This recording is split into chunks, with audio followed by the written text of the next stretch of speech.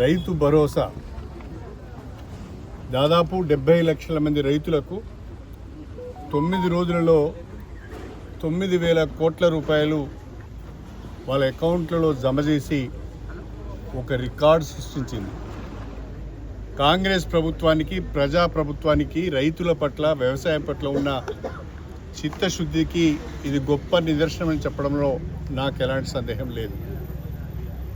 గౌరవ ముఖ్యమంత్రి గారు వ్యవసాయ విశ్వవిద్యాలయంలో రైతు భరోసా కార్యక్రమాన్ని ప్రారంభించిన సందర్భంగా 9 రోజులలో 9,000 కోట్ల రూపాయలను రైతుల అకౌంట్లలో జమ చేస్తాం, వానాకాలం పెట్టుబడి సహాయం కింద రైతు భరోసాను అందజేస్తామంటే చాలామంది నిజంగా కూడా నమ్మలేదు, పైపెచ్చు అవహేళన కూడా చేయడం జరిగింది.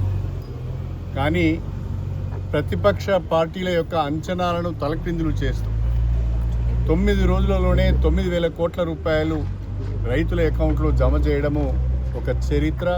దీనికి ప్రత్యేకంగా నేను ముఖ్యమంత్రి గారికి రైతుల పక్షాన, మా స్టేషన్ గన్పూర్ నియోజకవర్గ రైతాంగం పక్షాన హృదయపూర్వకంగా కృతజ్ఞతలు, ధన్యవాదాలు తెలుపుకుంటున్నాను. అదేవిధంగా రైతులకు దాదాపు 25 లక్షల మంది రైతులకు ఒకే ఆర్థిక సంవత్సరంలో 20,600 కోట్ల రూపాయల పంట రుణాలను మాఫీ చేయడం కూడా ఒక చరిత్ర.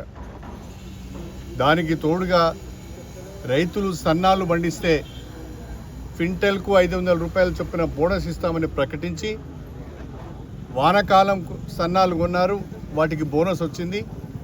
యాసంగిలో కూడా సన్నాలు కొన్నారు, త్వరలోనే వారికి కూడా బోనస్ రాబోతుంది అని చెప్పి రైతులకు నేను ఈ సందర్భంగా విజ్ఞప్తి చేస్తున్నాను. ఒకవైపు వ్యవసాయాన్ని పండుగ చేయాలి, రైతును రుణ విముక్తిని చేయాలి, వ్యవసాయం లాభసాటిగా ఉండాలి, రైతు సంతోషంగా వ్యవసాయ పనులలో పాల్గొనాలనే ఉద్దేశంతో ఇంతకుముందే ముఖ్యమంత్రి గారు చెప్పినట్టుగా ఈ ఒకే ఒక సంవత్సరంలో 1,04,000 కోట్ల రూపాయలను ఇవాళ వ్యవసాయం పైన ఖర్చు పెట్టి, పెట్టుబడిగా పెట్టి రైతును ఆదుకుంటున్న ప్రభుత్వం తెలంగాణ ప్రభుత్వం. ఒకవైపు వ్యవసాయానికి పెద్దపీట వేస్తూనే మరొక వైపు నీటిపారుదల ప్రాజెక్టులను సకాలంలో పూర్తి చేయాలని, పేద వర్గాలకు సంబంధించిన సంక్షేమ పథకాలు కూడా ఎక్కడ ఆగకూడదనే ఆలోచనతోని 6 గ్యారంటీల రూపంలో ఇచ్చిన హామీలను ఆర్థిక వెసులుబాటును చూసుకొని ఒక్కొక్కటే అమలు చేస్తున్న ప్రభుత్వం కూడా తెలంగాణ ప్రభుత్వం. ఈ ప్రభుత్వానికి ఇంకా 3 సంవత్సరాల 6 మాసాల సమయం ఉంది. తెలంగాణ ప్రజలందరూ కూడా మీ యొక్క ఆశీర్వాదం, మీ యొక్క మద్దతు ఈ ప్రభుత్వానికి, రేవంత్ రెడ్డి గారికి అందచేయండి.